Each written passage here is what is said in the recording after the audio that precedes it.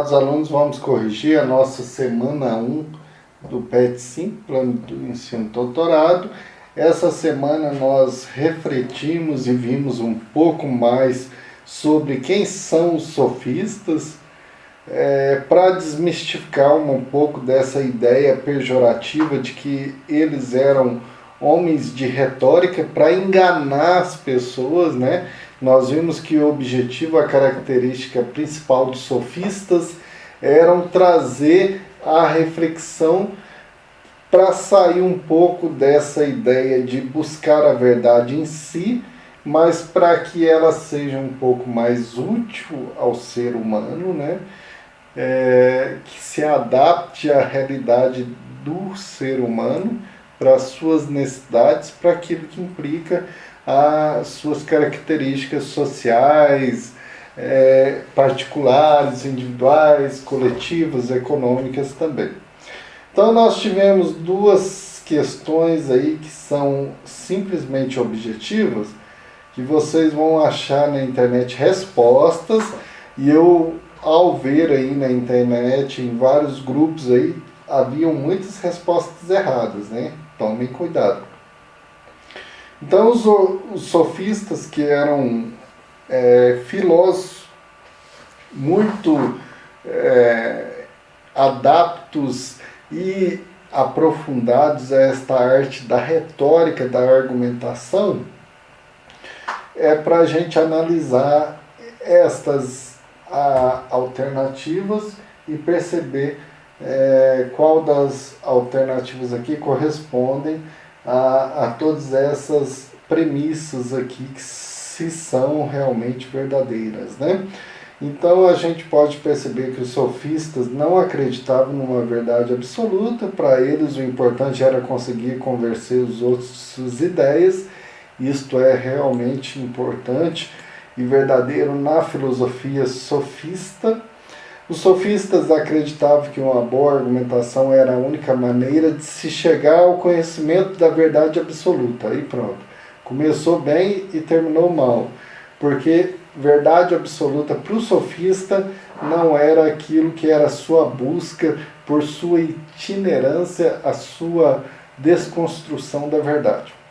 Os sofistas acreditavam que através dos argumentos era possível se chegar à melhor solução. Melhor solução a gente quer dizer que há uma verdade, há uma melhor verdade do que as outras, há uma melhor solução do que outros tipos de soluções, né?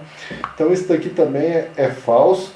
Então apenas a primeira é verdadeira, que é a letra B. Porque os sofistas eram homens sábios, filósofos itinerantes, que buscavam adaptar aquilo que era a verdade, que pudesse ser realmente uma busca conforme a realidade de cada ser humano. Isso é muito interessante, não pode ser visto somente do ponto de vista negativo, né? Mesmo que Platão, Sócrates, Aristóteles eram ferrenhos adversários dos sofistas, isso num contexto aí de busca da verdade, né? De uma filosofia um pouco mais dogmática. Número 2 refere-se à antiga, velha e grande frase de Protágoras, que é conhecida assim, de forma estampada, de quem são os sofistas, né? O homem é a medida de todas as coisas, ou seja, quem é o real, aqui nós podemos dizer que há um elemento antropocêntrico, né, de busca de que o ser humano ele é o centro do pensamento, né? Muito interessante ver isso.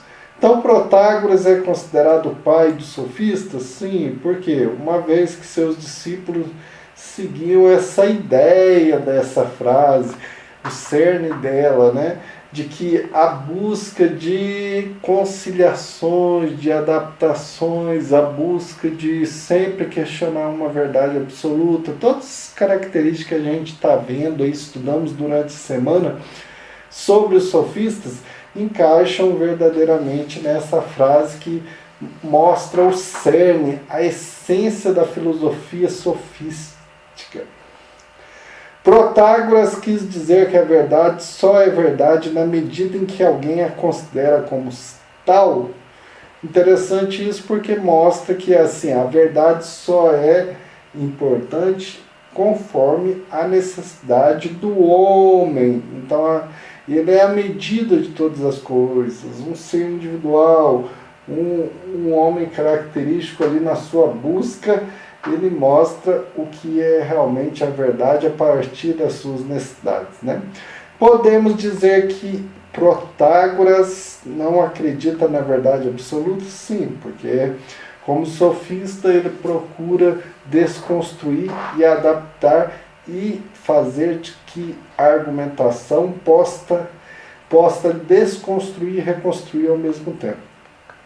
Pois para ele as coisas só são verdadeiras para o indivíduo que a interpreta como tal e não de maneira coletiva por todos.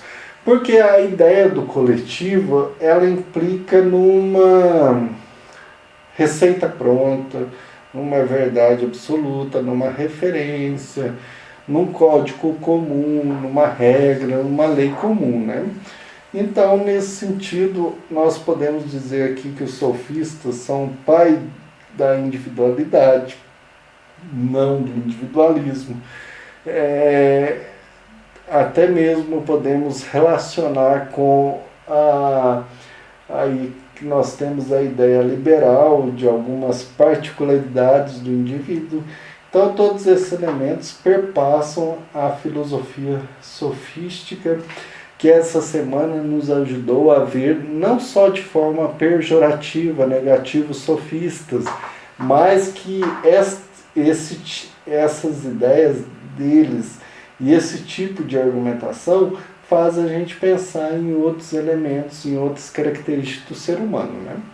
Então aqui nós temos a letra A, porque a alternativa mostra que todos os outros elementos que perpassam aqui a filosofia sofística, sofista, está perpassando todas as argumentações aqui presentes. Então nós terminamos aí a semana 1 do PET 5, do nosso plano de ensino tutorado, argumentando e aprofundando a filosofia da antiguidade. Uma boa semana a todos, bons estudos e até a nossa próxima aula. Abraço.